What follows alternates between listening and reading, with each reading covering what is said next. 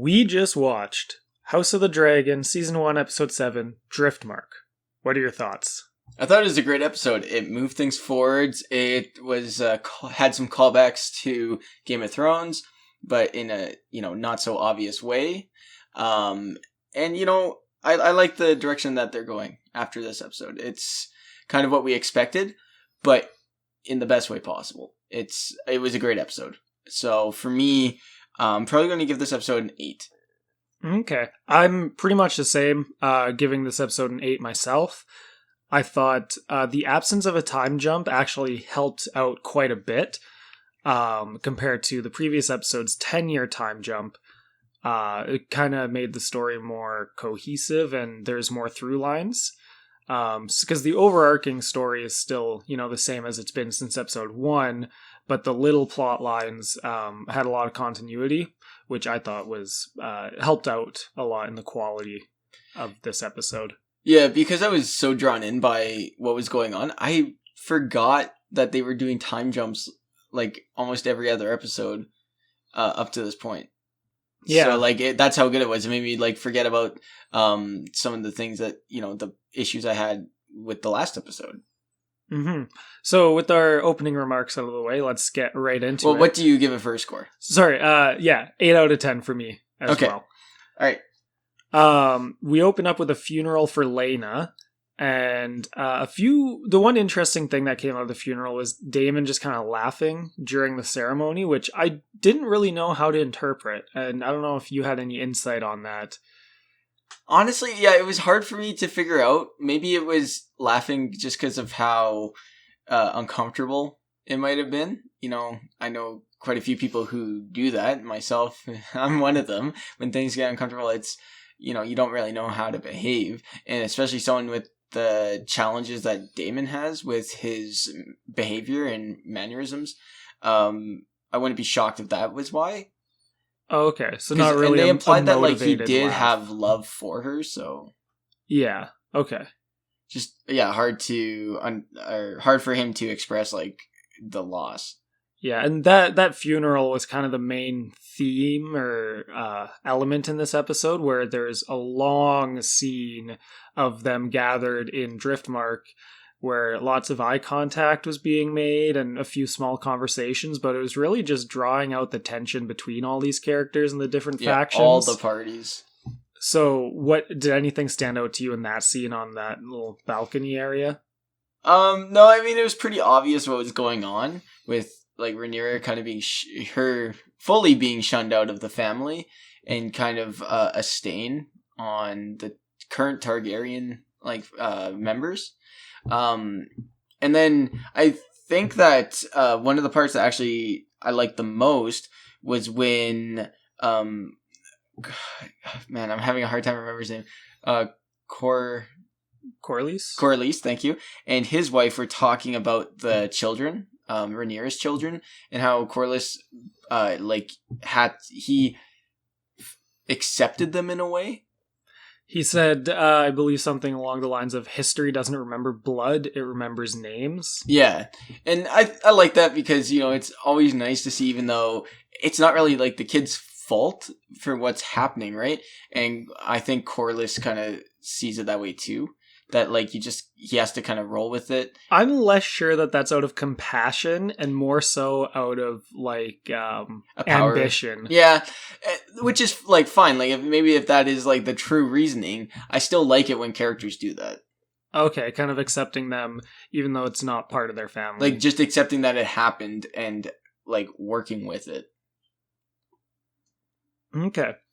Yeah, I'm a little less warm on that because it is better than the alternative of completely shunning them as far as for the kids' sake. But like I said, out of ambition rather than compassion, which is true to his character, but just kind of sucks for the kids because, he would, if it came to using them for his own game, you just get the feeling he would do that. No, I think morally, he would have some reservations. He wouldn't go as far as just straight up murking them, I don't think. But he wouldn't go past, using them as a pawn to get his family, or at least his name, on the throne. Yeah, and that's all expected. I just like maybe it's within the confines of A Song of Ice and Fire. Like that is a nice touch. Like relative to the situation they're Yeah. in. Yeah, okay. And then I do like how we get more with the kids. Like they seem to be getting like their own personalities. Whereas last episode when they were at the dragon pit, like they seem pretty stock. But they let like this episode really let the actors shine, I thought. Yeah, I think part of it was we were thrown like 6 major characters in the kids. You got the 2 kids from Damon and Lena, 2 kids from Rhaenyra and I guess Harwin, plus their small child who's not really a character at the moment because he's a little baby. And then 2 Aegon, kids, Aemond, and then I forget what the daughter's Helena, I Helena. believe. She hasn't really factored in too much yet, so that's why I said 6, because the 2 main boys from that family.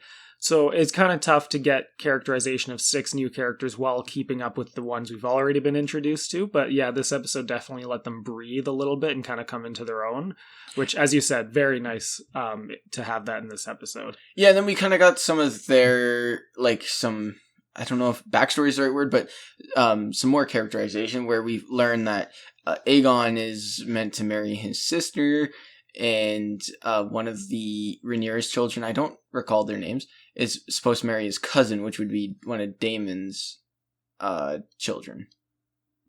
Yes. The names to me are fuzzy as well. I know there's like Luke and Jace are 2 of the kids. I don't know which one's older and younger. And as far as Daemon's kids, yeah, I'm drawing a blank myself. But what was interesting was that the action of this episode was almost entirely focused on the kids. So let's get into that, kind of the big moment. Yeah, so leading into that, or the thing that kind of kicked it all off after the funeral was Aemond wanted to claim Lena's dragon, now that it has no rider. So he snuck out there, he got on the dragon, and he rode it. So now it's in his possession, but the dragon, I believe, was supposed to be like handed down to one of Lena's children. That was kind of what was implied, that they would be the rider. So that's interesting because like that's how Lena's kids feel, but to outsiders it's like, well, the dragon has no rider. There's no rules of inheritance with dragons. I mean, Lena claimed Vhagar, and Vhagar's previous rider was a Targaryen, right? So it wasn't passed down to Lena, so why would it be passed down to her kids, right? So is Aemond right that it's anyone's to claim, or should Lena's kids have had first crack at it? They may have felt that way because maybe Lena would tell them stories about, like, when you get older, you know, you'll ride your own dragon, you'll ride Vhagar or whatever. You know, how some of the parents in the show do, like they tell their kids these stories that may or may not come to be, like reassuring them of certain things. So just to add some context to that, Lena's kid, I believe her name might be Bela. I could be wrong about that one. Anyway, she had an egg last episode, but the egg was not hatching. And Aemond also had an egg, and his egg never hatched either. So they're kind of both in the same boat there, where both want a dragon, neither have one. So I get the feeling we're supposed to side with like Rhaenyra and not Alicent in the grand scheme of things. I think it mostly comes down to the demeanor of the children. Yeah, and like I'm almost leaning towards Aemond as far as like the dragon part goes. Now, the fight, that's a whole okay, thing. So then Aemond rides the dragon, comes back, lands at the castle at Driftmark. And the children, you know, obviously have seen him running. They come down, and it's a big fight between Aemond, Rhaenyra's kids, and Aemond versus Rhaenyra and Daemon's kids, right? So it gets pretty violent, like out of hand very quick. I like how they made it like not just kids pushing and shoving each other, like they were throwing fists and... Yeah, like even though it was little kids, there was some tension in there. You're like, is someone gonna die? Yeah, and then Aemond gets his eye sliced open by one of Rhaenyra's sons. I think the youngest son, Jace's Jace is the name. Jace, yeah. Yeah. So then, Aemon loses an eye and immediately whisked off to the king's quarters. And there's a whole giant discussion. Like, it basically is, if you've seen Game of Thrones, it's a callback to when Arya had her wolf put down through Robert's decision, but Ned had to do it, right? And it's like, yeah, that's what it reminded me of. I had reading the Game of Thrones book, and I just read that chapter. So it was like pretty fresh in my mind. And would you agree that it was like a callback to that a similar situation? A callback necessarily, but it's the exact same situation where it's like the kids having a fight and it bleeds into like the parents' tension. It's almost like their disagreements coming from the parents' disagreements, like they're almost inheriting those that opposition towards each other. And yeah, it was almost the exact same thing where everyone's telling different stories, and the parents, especially the king, who's not really on either side, doesn't know who to believe. He also doesn't really want to deal with it. Exactly, yeah.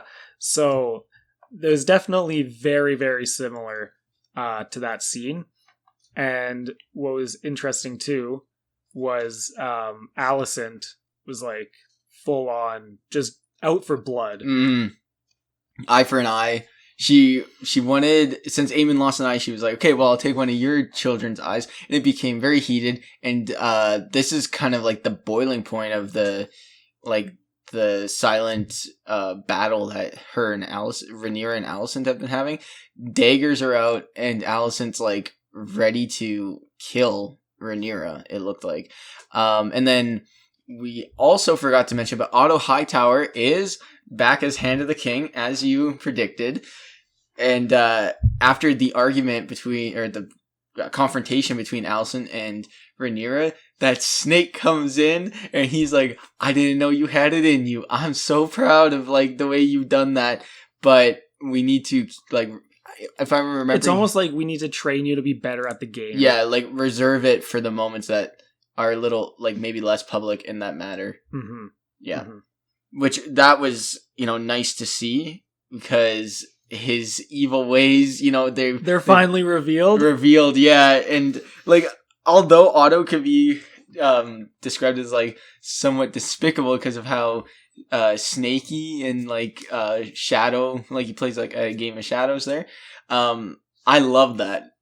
Yeah, it almost makes his character better that we know, like, now that his motivations are out in the open. I liked him before for being like a kind of one of the nicer people. It seemed like he wanted to help the king, and like he was seemed wise. So like I like that. And then when it, now that it's on the other side here, he's all devilish. It's like juicy, and I'm ready for it.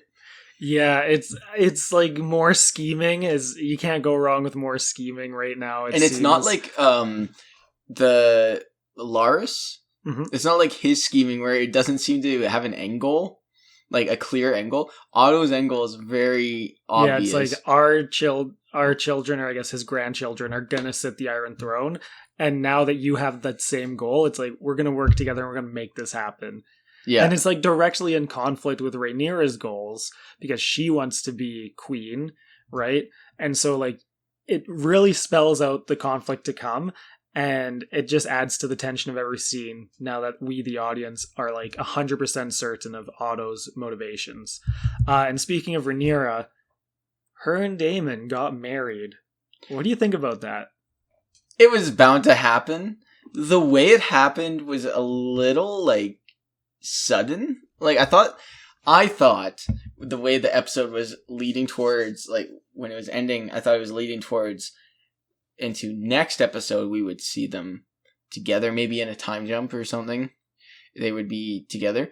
But no, it's like we have this intricately intercut sequence of the wedding on Driftmark, I believe. They help Laenor fake his death, which it was. Oh, they got me with that twist. Yeah, it was quite convoluted. So it's like, all those things happen in the sequence, and then the episode ends with them together, right? Mm-hmm. But like the faking of Laenor's death, I think maybe I wasn't paying attention enough, but our brother had pointed out, like, oh, when we see the body in the fire, he's like, oh, that's the guy that Damon, like, he killed a random guard. Yeah. Yeah. I didn't pick up on that at all. No. I was still trying to figure out, like, the sequence of everything. I was still trying to figure out, like, what was happening. Because Damon hired Laenor's lover to kill Laenor, but I didn't think it would happen in, like, a sword duel, so that's why I got myself confused when that sword duel happened during that montage. And so then I think I was trying to figure out, like, oh, what's going on, and then I fell behind. Just in general, I think, like, that's a very ambitious way of telling that little mini story there. And I think that's, if anything, where the episode struggled a bit, was with that intercutting and the story being told almost non-linearly, right? Where Damon's, like, hiring Sir what's his name? Sir Carl, Laenor's lover, to kill Laenor, but then it's a twist and Damon's involved and they're also getting married at the same time. There's a lot happening. Yeah, almost too much. And then also the, just in general, I think it was really good, but the execution wasn't 100%, which kind of brought it down just a little bit. But it sets up a lot of future stuff. I liked the sequence because, like, if you've ever watched, I don't know, Guy Ritchie's King Arthur, there's sequences where they're talking and, like, then they show all these intercut things and it's like a plan that's unfolding as they're discussing potential plans, right? So, like, I like that style of editing, but I think the dialogue also was kind of throwing me off. Oh, okay. But anyways, it was very cool. Did you expect Laenor to be alive at the end? Like, when he pulled the hood off? Not at all. Not at all. That one got me for sure. I think that's the shot where we are left off with, right? To finish the episode? Laenor rowing away? Yeah. Yeah, if memory serves, that would be, the last shot of the episode. Which is kind of, I wonder if it's a final send-off for that character, or whether we'll just hear, like, oh, Laenor died in the Stepstones at some point, or whether he'll just disappear from the show at this point. Like, I think he's off. I think it's over because bringing him back mentioning him, unless it's like Laris or someone found out about the fake death, I don't unless think it would work. It's super relevant to the plot. Yeah. It's not really they don't need to do that at all. Mm-hmm. One last thing for me that I want to mention about this episode was Kristen Cole. I don't like that guy anymore. Man, he was ready to just throw hands at Rhaenyra in the middle, like, with everyone watching, and the main Kingsguard guy with the beard and the bald head, he was like, Kristen, don't you dare. It's like, everyone knows he hates Rhaenyra and is, like, on Alicent's side and is just, like, doesn't care about his vows almost, is just ready to beat people up if he wants to. Like, it seems like he's got that reputation of, like, being a hothead almost, which is, like, deserved at this point. Like a corrupted Kingsguard in a way? Almost, yeah, but they're not, it's like, they're keeping it hush hush, but, like, when things are starting to boil over, everyone's like, Kristen, don't you dare, don't even move. Yeah. And then I think he was about to move, and then Daemon steps in and stops Alicent, who's about to stab Rhaenyra, and it was the whole thing. But I kind of took that as sides being, like, clearly drawn. Oh, for sure. Oh my goodness, like, they were, so, like, the other Kingsguard is on Viserys' side, and Viserys is neutral to or leaning towards Rhaenyra, right? That's how I take it. And so he, unfortunately, because of that stance, he's, like, against Alicent's / Kristen Cole's little thing going on there. Yeah, and with the lines being drawn, like, it was drawn visually as well. Like, they were standing on people on certain sides of that overhead shot. 100%. Yeah. And I thought that was pretty cool. Like, a lot of things have been subtle in this show, but that one was, like, pretty not subtle, but in a good way. Yeah, it worked, like, really well. Yeah, and, like, I almost want to go back and rewatch that scene just to see, like, who's where. Like, if I missed a character standing on Rhaenyra's side versus Alicent's side, and things like that. So, one more thing before we wrap it up here. Did you take any note of what Alicent's daughter Helena. Did you take anything out of her little poem or what? I don't even know what to call it. Like her riddle. Her riddle is definitely gonna be predictive of the future, because in the previous episode, she said something along the lines of he's gonna get a dragon, but not before he loses an eye or something like that, which is obviously exactly what happened here. He lost an eye but gained a dragon. So that's one where I'm going to want to go back and re-listen to that, or at least once, like after watching the next episode, go back and see like what did that end up meaning in the grand scheme of things. Like even if I can't use it to predict what's going to happen, I can definitely see like it'll add value to this episode when you look back on it, I think, which is always fun when they do that, when you can watch episodes, rewatch episodes, and they take on a bit of a different meaning knowing what's about to happen. Yeah, I can't remember verbatim what she said, but my understanding was it was like alluding to the flags or like the symbols of each person, Rhaenyra and Alicent, and how they're going to become like intertwined or something in a conflict. That's kind of how I understood, but I don't remember the exact words, so I would have to like go back and possibly listen to it again. Mm-hmm. But yeah, like it'll probably be like brought up in the next episode. Like at least that's maybe what that next episode will, something a lot like that is related to what she said could happen. Just like you said with the eye being lost.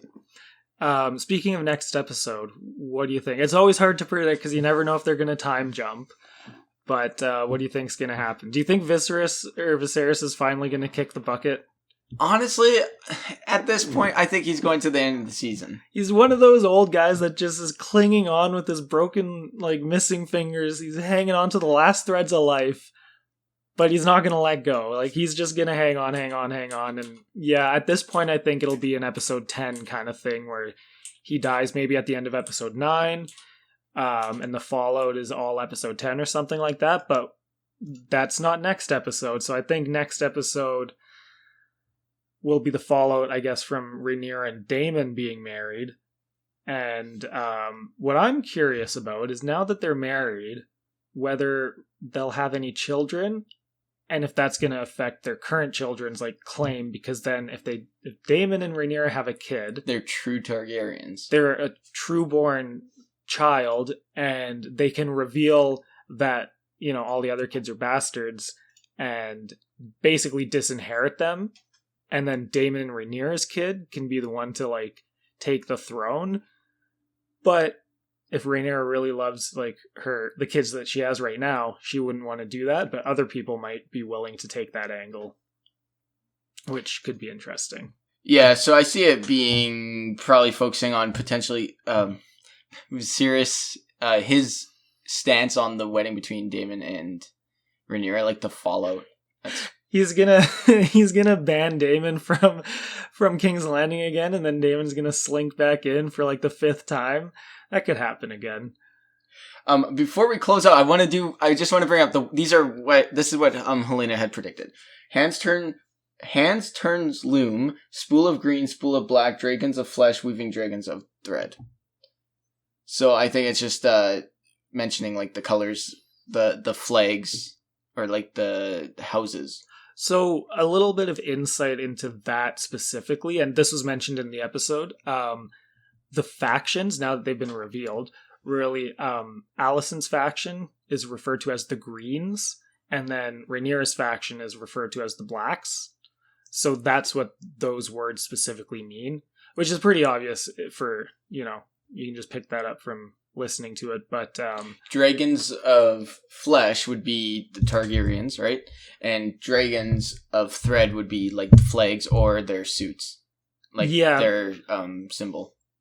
Yeah, I wonder if that's like dragons of flesh being the trueborn kids of like Targaryens, and dragons of thread being like maybe the bastard sons, because it's like they're loosely related, or no, they're only Targaryens because they wear the symbol, but not true Targaryens. But that does make sense though.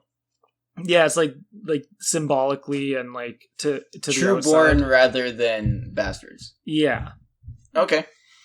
Was there anything else, or does that pretty much wrap it up? Pretty much wraps it up. Unless you have any last thoughts on Rainier and Damon's wedding, or what you think maybe Kristen and Allison will be up to next episode. Nope, but I'm looking forward to it. If you guys liked our discussion, give us a like. If you want to see more, hit the subscribe button. If you have any comments, leave them in the comment section down below, and we'll see you next episode.